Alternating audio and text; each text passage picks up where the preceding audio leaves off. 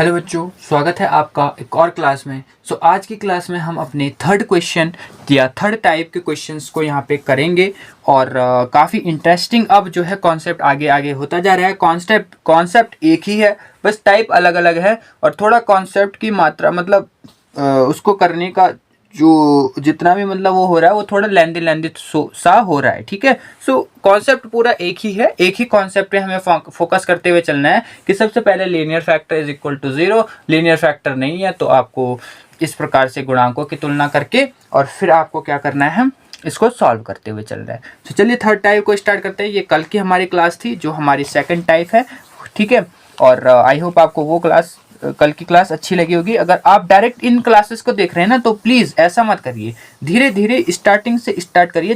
चाहे आप इसको 2025 में देख रहे हो, 26 में देख रहे हो, आज से 4 साल बाद देख रहे हो, 2 साल बाद देख रहे हो, अगर सिलेबस ना बदला तो। ठीक है, आराम से इजीली, क्योंकि अगर आपके पास टाइम है, अगर आप एग्जाम के टाइम पे देख रहे हो तो फिर ये गड़बड़ी हो जाएगी। लेकिन अगर आप स्टार्टिंग में अभी आप जस्ट गए ही हो डिप्लोमा फर्स्ट सेम में, आराम से पूरा सेमेस्टर इसको इन क्लासेस को अगर आप देखते चलोगे तो आराम से कॉन्सेप्ट भी समझ में आएगा और आपका जो है टाइम से पहले भी रिवीजन भी आपका आसानी से हो जाएगा। ये क्लासेस तो हो जाएंगे, प्लस आप इनका दोबारा से भी रिवीजन कर लोगे। इतना टाइम मिल जाता है डिप्लोमा में सेमेस्टर एग्जाम होने से पहले। ठीक है, तो चलिए अब हम अपना थर्ड जो है वो क्या करते हैं, थर्ड टाइप को यहाँ पे करते हैं। क्वेश्चन सीधा सीधा हमारे पास बन के आता है। क्वेश्चन क्या बन के आता है बच्चों? क्वेश्चन क्या बन के आता है? क्वेश्चन सपोज दैट एक क्वेश्चन बन के आ गया कि एक्स स्क्वायर प्लस के 1 अपॉन एक्स क्यूब माइनस 1। सीधे बोल देगा इसको आंशिक भिन्न में बदलो, पार्शियल फ्रैक्शन में बदलो। सबसे पहले तो आपको वही चेक करना है प्रॉपर है या इम्प्रॉपर। ये अभी प्रॉपर ही है लेकिन आपको वहां पे चेक करना है प्रॉपर है या इम्प्रॉपर है। ठीक है, ओके। उसके बाद आपको क्या करना है, इसको अगर आप देखोगे भी नहीं मतलब किस फॉर्म में, क्वाड्रेटिक है या क्वाड्रेटिक रिपीटिंग है या क्वाड्रेटिक नॉन रिपीटिंग है, कौन से फॉर्म में है, ये आपको यहाँ से जानना है। अब मैंने आपको हर पिछली 2 क्लासेस में मैंने आपको बता दी कि आपको किस प्रकार इसको देखना है कि ये किस फॉर्म में है। ठीक है, मैंने आपको बता दिया। अब यहाँ पे आप जो ज़्यादा है वो ज़्यादा यहाँ पे आप क्या नहीं करोगे, मतलब मैं आपको अब बताऊंगा नहीं कि किस प्रकार आपको इसको देखना है। अब देखो यहाँ पे ये नॉन रिपीटिंग है। एक तो यहाँ पे नीचे वाला रिपीट हो नहीं रहा है, नीचे वाले को देखते ना कि ऊपर वाले को। एक तो यहाँ पे रिपीट हो नहीं रहा, ऊपर से यहाँ पे देखो x की घात 2 से ज़्यादा है। जब मैंने आपको कहा था x का 2 या 2 से ज़्यादा हो जाएगी तो वो हमारे क्वाड्रेटिक में आ जाएगी। चाहे 3 हो चाहे घात 4 हो, वो हमेशा क्वाड्रेटिक में ही आएगा। ठीक है, ऐसा नहीं कि आप उसको फिर कोई दूसरा ही टाइप बना दो, वो हमेशा क्वाड्रेटिक में ही आएगा चाहे घात 2 3 हो। ठीक है, लेकिन अगर घात 1 हो तो वो हमारा किस में आ जाएगा, लीनियर में आ जाएगा। आई होप आप इस चीज़ को यहाँ पे समझ गए होंगे। अब देखो यहाँ पे देखो हमारे पास 2 फैक्टर नहीं है। पहले हमारे पास कम से कम 2 फैक्टर तो होने ही चाहिए। न्यूमरेटर में डिनोमिनेटर में कम से कम 2 फैक्टर ही होने चाहिए, तब जाके हम इसको तोड़ पाएंगे। तब जाके हम क्या कर पाएंगे, इसको तोड़ पाएंगे किसी भी पार्शियल फ्रैक्शन में। किसी भी फ्रैक्शन में हम इसको तभी तोड़ पाएंगे जब हमारे पास 2 फैक्टर हों। अभी यहाँ पे हमारे पास केवल एक ही फैक्टर है और वो ये है। तो अब हम सबसे पहले इसको फैक्टर में तोड़ेंगे। हमेशा ध्यान रखना हमारे पास 2 फैक्टर होने चाहिए। एक सिंगल फैक्टर को हम नहीं तोड़ सकते पार्शियल फ्रैक्शन में। आपको पता है डिनोमिनेटर में हम तोड़ के लिखते हैं। सपोज यहाँ पे x माइनस 1 होता तो पहले हम यहाँ पे लिखते, x प्लस 2 को यहाँ पे लिखते, और अगर स्क्वायर होता फिर तो x स्क्वायर को यहाँ पे लिखते, और अगर और क्यू में होता तो फिर एक और पद लिखते और इसको फिर ऐसे ऐसे करके इसको आगे बढ़ाते चलते। लेकिन यहाँ पे तो हमारे पास एक ही फैक्टर है, एक ही गुणनखंड है। तो कैसे हम इसको करेंगे? सबसे पहले इसको फैक्टर में तोड़ो भैया। सबसे पहले इसको किस में तोड़ो, फैक्टर में तोड़ो। फैक्टर में कैसे तोड़ेंगे, देखो यहाँ पे ये एक फॉर्मूला बन रहा है। a की पावर कितनी भी हम लिख सकते हैं, तो a की पावर में अगर यहाँ पे 3 लिख दूं, a की पावर 3 लिख दूं तो क्या 1 पे असर पड़ेगा? आप कहोगे सर जी 1 तो 1 ही रहेगा। तो ये अब देखो यहाँ पे एक फॉर्मूला सा बन रहा है। इस फॉर्मूले को आपको साइड में लिखना है। ठीक है, इस फॉर्मूले को आपको कहाँ पे लिखना है, साइड में लिखना है, ताकि एग्जामिनर समझ सके कि हाँ भाई आपको फॉर्मूला आता है और आपने नकल नहीं की, आपको फॉर्मूला आता है और आपने यहाँ पे रख दिया। क्या फॉर्मूला बन रहा है ये हमारा, a cube minus b cube. a cube minus b cube, इस फॉर्मूले अगर आपको याद नहीं है तो याद कर लो, क्या पता क्वेश्चन एग्जाम में यही क्वेश्चन टपक जाए। ठीक है, क्योंकि ये पिछले साल के क्वेश्चंस को लेके ही मैं आपको ये टाइप बता रहा हूँ। ऐसा नहीं है कि ये मैं कहीं और से लाया हूँ, पिछले साल के क्वेश्चन से ही उठा के लाया हूँ। क्या पता यही क्वेश्चन टपक जाए, ऐसा हो जाए। तो ये हमेशा ऐसे इस फॉर्म में खुलता है बच्चों, ठीक है, ए स्क्वायर प्लस के बी स्क्वायर प्लस के ए बी, ठीक है। इसको भी आपको साइड में लिखते हुए चलना है ताकि आपके क्वेश्चन को सॉल्व करने की तरीके से एग्जामिनर को पता चल जाए कि हाँ यार बच्चे में कोई कुछ ना कुछ मतलब दम है, बच्चे ने पढ़ा हुआ है, ठीक है। उसके बाद अब इसको इस प्रकार से अगर मैं खोल दूं तो a माइनस बी पहला फैक्टर हमारा आएगा, a माइनस बी, a है x और b है 1, पहला फैक्टर हमारा ये बन गया। दूसरा फैक्टर हमारे क्या बनेगा, a स्क्वायर यानी x का स्क्वायर प्लस b स्क्वायर यानी 1 का स्क्वायर, एक का स्क्वायर लिखने की जरूरत नहीं है, मैंने एक ही लिख दिया, प्लस ए बी यानी a इंटू बी, तो x into one x into one x, तो यहाँ पे मैं x को आगे लिख देता हूँ और यहाँ पे एक को यहाँ पे ऐसे लिख देता हूँ, ठीक है, क्योंकि ये एक किसके फॉर्म में बन चुका है, एक द्विघात समीकरण के, एक द्विघात पॉलिनोमियल के फॉर्म में ये क्या हो चुका है, बन चुका है, क्वाड्रेटिक इक्वेशन के फॉर्म में यहाँ पे ये बन चुका है, ठीक है।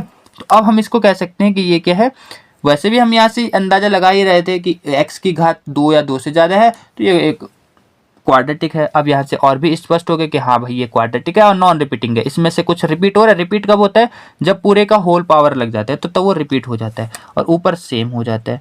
अब हम इसको तोड़ सकते हैं, अब इसके दो फैक्टर बन चुके हैं, अब हम इसको तोड़ पाएंगे इजीली, हम इसको क्या कर पाएंगे, तोड़ पाएंगे। तो अब हम इस फ्रैक्शन को न लिखकर इस फ्रैक्शन को आगे लिखेंगे, ठीक है। अब हम इसको न लेते हुए इसको लेके हुए चलते हैं क्योंकि हमने इसको फैक्टर में तोड़ दिया है। तो x माइनस के 1, दूसरा फैक्टर क्या है, एक्स स्क्वायर प्लस के x प्लस के 1, सिंपल। अब इसको पार्शियल फ्रैक्शन में तोड़ेंगे। सबसे पहले इसको तोड़ते हैं x माइनस 1 को, चूंकि रैखिक है तो ऊपर क्या आएगा, आपको पता है कांस्टेंट आएगा। मैंने आपको बताया था सेकंड क्लास में, शायद मैंने इसके सेकंड वाली क्लास जो हमारी थी पार्शियल फ्रैक्शन की, शायद उसमें मैंने आपको बताया था कि कैसे हम अगर डिनोमिनेटर में रैखिक आए तो ऊपर आपको क्या लिखना है, अगर डिनोमिनेटर में क्वाड्रेटिक यानी द्विघात आ जाए तो ऊपर आपको क्या लिखना है, ये मैंने आपको बताया था। अब दूसरे में हमारा क्वाड्रेटिक वाला आएगा यानी द्विघात वाला आएगा। अब मैंने आपसे कहा था जब द्विघात आए, जब नीचे द्विघात आ जाए तो ऊपर हमें क्या करना पड़ता है, ऊपर हमें लीनियर लेके चलना पड़ता है, ऊपर हमने लीनियर लेके चलना पड़ता है और उसके साथ कांस्टेंट आता है प्लस एक और कांस्टेंट उसके साथ आता है। ये मैंने आपको बताया था जब मैं आपको टाइप बता रहा था सेकंड पार्ट में, इसके सेकंड लेक्चर में जब मैंने आपको बताया था, ठीक है। तो इस प्रकार ये होगा, इसको इक्वेशन नंबर 1 मान के चलते हैं ताकि जब हमें a और b और c, तीन कांस्टेंट है यहाँ पे a, b और c, जब हमें a, b, c की वैल्यू मिल जाए तो हम डायरेक्ट उसको समीकरण 1 में रख देंगे या प्रतिस्थापित कर देंगे, ठीक है। ओके, चलो अब इसको फिर से सॉल्व करते हैं। इसको फिर से सॉल्व करने के लिए हम क्या करेंगे, मल्टीप्लाई कर देते हैं, क्योंकि ये 2 वाला है तो ऐसे क्रॉस मल्टीप्लाई हम इसको कर सकते हैं। इसको भी लिखना जरूरी है बच्चों, एक्स स्क्वायर प्लस के 1 और ये हमारा आएगा एक्स माइनस के 1 एक्स स्क्वायर के प्लस के एक्स प्लस के 1 इज इक्वल टू इसको हम लिखेंगे, अगर हम इसका जो है इसका अगर हम एलसीएम लेते हैं, मैंने आपको 1000 बार बताया था कि एलसीएम इस सेम यही आता है, ठीक है। तो x माइनस 1 और एक्स स्क्वायर प्लस के x प्लस के 1, इससे ये कट गया, इससे ये कट गया। अब आपको पता है दो का जब दो टर्म हमारे पास, दो ही फ्रैक्शन आपको हमारे होते तो हम क्रॉस मल्टीप्लाई कर लेते हैं। वैसे भी अगर मैंने, आप उस चीज़ से भी कर सकते हो कि इसका डिवाइड अगर मैंने इसमें कर दिया तो इससे ये कट जाएगा, हमारे पास ये मल्टीप्लाई में बढ़ जाएगा, इसका मल्टीप्लाई इसमें कर दो, वैसे भी क्रॉस मल्टीप्लाई करके यही आएगा। मतलब इस पे भी वही कॉन्सेप्ट यूज हो जाएगा, बट क्रॉस मल्टीप्लाई कर लो डायरेक्ट, ठीक है। वो आप 3 वाले में यूज़ करना, जब 3 या 4 ज़्यादा ही फ्रैक्शन आ जाए तब आप उसको यूज़ कर लेना, ठीक है। बट बताया है मैंने, ऐसा नहीं है कि मैंने बताया नहीं है कि आप पेपर में जाके कह दो कि सर ने तो बताया ही नहीं है, ये तो पता नहीं कहाँ से टपक गया, बताया है, ठीक है। हर कॉन्सेप्ट आपको समझते हुए चलना है। जो इजी जो अगर इजी वाला अप्लाई हो रहा है तो इजी वाला लेके चलो, टफ वाला अगर इजी वाले से काम नहीं चल रहा है तो टफ वाला, मतलब जो मेन है वो तो फिर यूज़ करना ही करना है, ठीक है। ओके, यहाँ से ये कट गया, यहाँ से ये कट गया, क्या बच गया ऊपर, एक्स स्क्वायर प्लस के 1 इज इक्वल टू ए, क्या बच गया, एक्स स्क्वायर प्लस के एक्स प्लस के 1 प्लस के बी एक्स प्लस सी और सॉरी बी इसके साथ है ना, बी एक्स प्लस सी और इधर बचा एक्स माइनस 1। इसको मान लो आप इक्वेशन नंबर 2। अब हम यहाँ पे लिखेंगे कि अब देखो यहाँ पे कितने लीनियर फैक्टर बन रहे हैं, यहाँ पे एक ही लीनियर फैक्टर बन रहे हैं, तो एक लीनियर फैक्टर से एक ही की कांस्टेंट की वैल्यू आएगी, या तो सी की वैल्यू निकलेगी, या तो ए की वैल्यू निकलेगी, या तो बी की वैल्यू निकलेगी, या सी की वैल्यू निकलेगी, क्योंकि हमारे पास एक ही लीनियर फैक्टर है। तो चलिए फिर इसको पहले इससे एक कॉन्स्ट कम से कम हमारे पास एक कांस्टेंट तो निकले, तो इसके लिए हम इसको 0 रख देते हैं। मैंने आपसे कहा था पिछली क्लास में, ओके 0 रख दिया, तो x इज इक्वल टू आ गया 1। अब इसको हम यहाँ पे एक लाइन लिखेंगे, मैंने पिछले क्लास में भी आपको बताया था, मैं हर क्लास में आपको ये नहीं बताऊंगा कि आप यहाँ पे ये लाइन लिखोगे, आप वहाँ पे वो लाइन लिखोगे, ठीक है। अब आप खुद ही लिख लेना जो लाइन आपको लिखनी है कि x की वैल्यू समीकरण 2 में रखने पर तो ये हो जाएगा 1, 1 का स्क्वायर 1 और 1 और 1 2। ओके, यहाँ पे अगर मैं रखूँ तो a इसका हो जाएगा 1 का स्क्वायर 1, 1 1, 1 2 3, ये हो जाएगा 3 यानी 3a। यहाँ पे रखेंगे ये तो पूरा 0, x माइनस 1 क्योंकि 0 हमने रखा है, ये पूरा 0 ही हो जाएगा। तो यानी यहाँ से आ गई a की वैल्यू यहाँ से कितनी आ गई, a की वैल्यू यहाँ से आ गई 2/3। ओके, अब एक लीनियर फैक्टर से एक का ही हमारे पास आएगा। तो अब बाकी के लिए हमने वही फिर जो हमारा दूसरा कॉन्सेप्ट था उससे करना है। क्या था कॉन्सेप्ट दूसरा, कि गुणांकों की तुलना करने पर। अब हम कोई भी गुणांक यहाँ पे कर सकते हैं, चाहे एक्स स्क्वायर हो, एक्स क्यूब हो, या चाहे कांस्टेंट क्यों ना, तुलना करेंगे हम, ठीक है। तुलना करने के लिए हम इसको पहले सॉल्व करते हैं, ठीक है। इसको क्या करते हैं, सॉल्व करते हैं। वहाँ पे भी हमने जैसे सॉल्व किया था उसी प्रकार, ठीक है। तो हम यहाँ से लिख सकते हैं, हम यहाँ पे एक और लाइन लिखेंगे बच्चों। क्या लाइन लिखेंगे कि समीकरण 2 से तो समीकरण 2 से क्या होगा, समीकरण 2 से आप लिख लो एक्स स्क्वायर प्लस के 1 इज इक्वल टू, इसको सॉल्व कर दो अंदर, ए एक्स स्क्वायर फिर प्लस ए का x में भी करेंगे तो ax, a का 1 में भी करेंगे तो a 1 जा a ही आएगा, फिर बीच में है प्लस bx का पहले x में करेंगे तो bx स्क्वायर, फिर bx का -1 में भी करना पड़ेगा तो माइनस के bx, फिर c का x में अगर मैं करूं तो cx, और फिर अगर मैं c का -1 में करूं तो माइनस के c। इस प्रकार आपको करना है, ठीक है। और मैंने आपको बताया था आप ये वाला प्रोसेस आप उसमें भी कर सकते थे, किसमें, सेकंड वाले टाइम में ये अगर आप करना चाहो तो आप उसमें भी फॉलो कर सकते थे। वैसे इसको फॉलो करना हर क्वेश्चन में, जहाँ पे ये इसकी मांग हो वहाँ पे इसको फॉलो करना, ठीक है। अगर लीनियर फैक्टर से निकल जा रहे हैं सारे के सारे कांस्टेंट की वैल्यू तो तब तो मत करो, लेकिन अगर लीनियर फैक्टर से नहीं निकल रहे तो ये इस स्टेप को पूरी तरीके से क्या करो, फॉलो जरूर करो, ठीक है।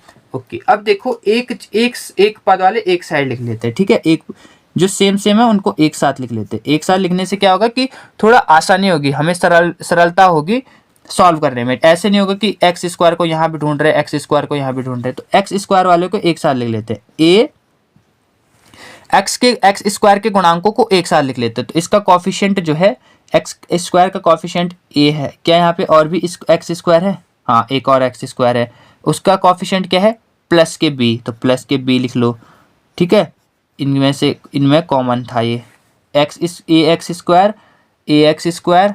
इसको और अगर आप समझ नहीं रहे तो इसको मैं ऐसे करता हूँ, इसको मैं ऐसे कर देता हूँ यहाँ पे ताकि आपको इजीली समझ में आए। ए एक्स स्क्वायर फिर प्लस के बी एक्स स्क्वायर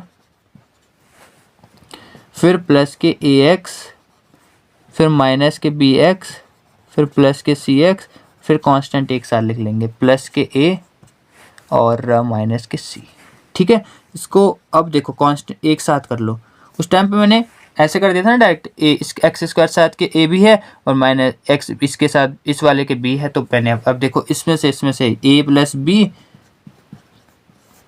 और एक्स स्क्वायर बाहर, ठीक है। देखो एक्स स्क्वायर क्योंकि कॉमन था तो इसको बाहर ले लो, ए प्लस बी अंदर आ गया, ठीक है। इस प्रकार आप डायरेक्ट भी कर सकते हो कि एक्स स्क्वायर का गुणांक चूंकि ए है तो ए को लिख दिया, यहाँ पे दूसरा एक्स स्क्वायर है उसका गुणांक बी प्लस बी है, प्लस बी लिख दिया और इसको एक्स स्क्वायर को बाहर लिख दिया क्योंकि वो दोनों में कॉमन है इसलिए, ठीक है। इसमें देखो क्या है कॉमन, इसमें एक्स, यहाँ पे एक्स को ए, यहाँ पे ए है, इसमें बी है, एक्स को कॉमन है, ओके। फिर वो सॉरी सी भी तो है, सी को कैसे मैं भूल गया यहाँ पे, ठीक है।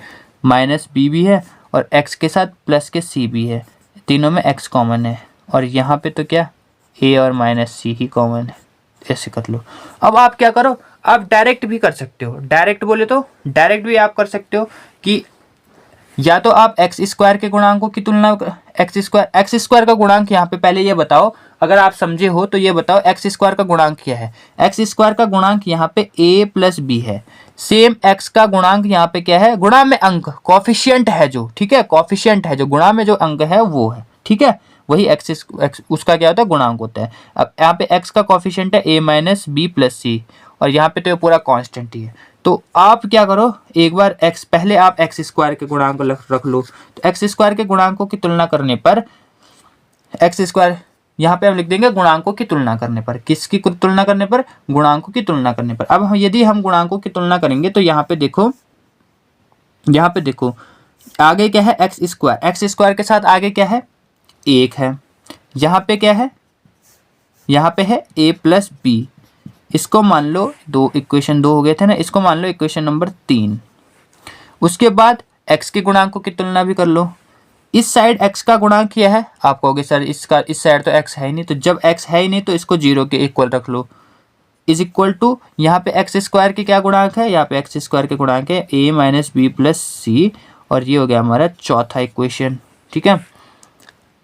उसके बाद कांस्टेंट है, तो यहाँ पे इस साइड कांस्टेंट क्या है, इस साइड कांस्टेंट है 1, और इस साइड कांस्टेंट क्या है, इस साइड कांस्टेंट है a प्लस सी। अब ठीक है, ये हो गया क्वेश्चन नंबर 5। तो अब यहाँ से पहले हम करेंगे इक्वेशन नंबर 3 को सॉल्व करेंगे। ऐसे हमने इक्वेशन बना लिए, इसको छाट के इक्वेशन। उसके बाद हम यहाँ पे एक लाइन लिखेंगे कि समीकरण 3 से लिखेंगे, और फिर इसको मैं यहाँ पे डायरेक्ट सॉल्व कर रहा हूँ क्योंकि जगह नहीं है, स्पेस नहीं है, ठीक है। तो हम यहाँ पे लिखेंगे समीकरण 3 से, और समीकरण 3 से लिखने के बाद लिखेंगे हम 1 इज इक्वल टू, चूंकि a की वैल्यू हमें मिल चुकी है तो यहाँ पे a की वैल्यू रख दो 2/3 प्लस के b। अब 2/3 उस साइड गया, 2/3 अगर उस साइड गया तो ये कैसे में जाएगा, ये जाएगा माइनस में। मैं यहीं पे सॉल्व कर रहा हूँ, ये जाएगा कैसे में, माइनस में। तो ये हो जाएगा माइनस इतना, तो ये इसकी वैल्यू आ जाएगी 3 एकम 3, और 3 में से 2 गए 1, तो b की वैल्यू आ जाएगी 1/3, ठीक है। b की वैल्यू कितनी आ जाएगी, b की वैल्यू आ जाएगी यहाँ से 1/3, ओके। तो इस प्रकार से b की वैल्यू यहाँ से आ जाएगी।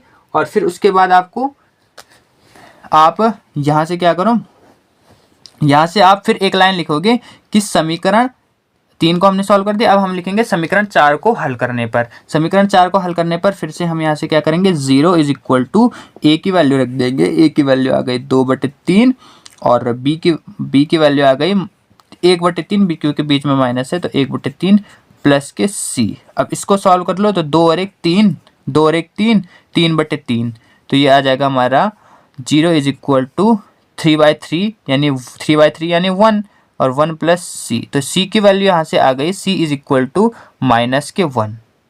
तो अब देखो, अब और इस पांचवे को हमें सॉल्व करने की जरूरत नहीं है। क्यों नहीं है पांचवे को सॉल्व करने की जरूरत, क्योंकि यहाँ से हमें a की वैल्यू भी अब मिल चुकी है, b की वैल्यू भी यहाँ से हमें मिल चुकी है, और c की वैल्यू भी हमें यहाँ से मिल चुकी है। अब हमें पांचवा समीकरण सॉल्व करने की जरूरत नहीं है, ठीक है। अगर कोई और कांस्टेंट होता तो क्या पता पांचवे की भी हमें जरूरत पड़ जाती, बट है नहीं, इसलिए हम इसको छोड़ देंगे। लिखना है आपको, इस पूरा प्रोसेस फॉलो करना है, बट जरूरत नहीं है तो छोड़ो इसको, ठीक है।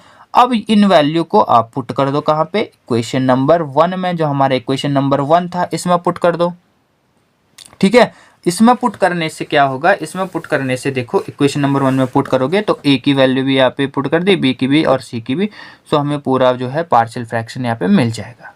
सो आई होप आपको ये कॉन्सेप्ट अच्छा लगा होगा। इसी तरीके से आपको पूरा सॉल्व करना है, ठीक है, इसी तरीके से आपको पूरा सॉल्व करना है। एक एक स्टेप मैंने आपको बताया है, क्लास नोट्स आपको जल्द ही मिल जाएंगे। सो ये हमारा थर्ड टाइप था। आई होप आपको ये थर्ड टाइप अच्छा लगा होगा। अब हम मिलेंगे अपने नेक्स्ट टाइप में और अंतिम टाइप में, उसके बाद ये चैप्टर खत्म। इसके बाद हमारा सारणिक स्टार्ट हो जाएगा, यानी डिटर्मिनेंट वाला चैप्टर हमारा स्टार्ट हो जाएगा। वहां से भी 10 नंबर का एक क्वेश्चन टपक ही टपक जाता है, ठीक है। तो उसको भी हमको टपकाना है, अगर टपक जाए वो क्वेश्चन तो उसको भी टपकाना है, और कैसे टपकाना है ये हम फिर उसी चैप्टर में पढ़ेंगे। अब ज़्यादा मैं नहीं बता रहा हूँ, आज की क्लास को यहीं पे ख़त्म करते हैं। मिलते हैं फिर नेक्स्ट क्लास में इसी चैनल पे मेरे साथ, ठीक है।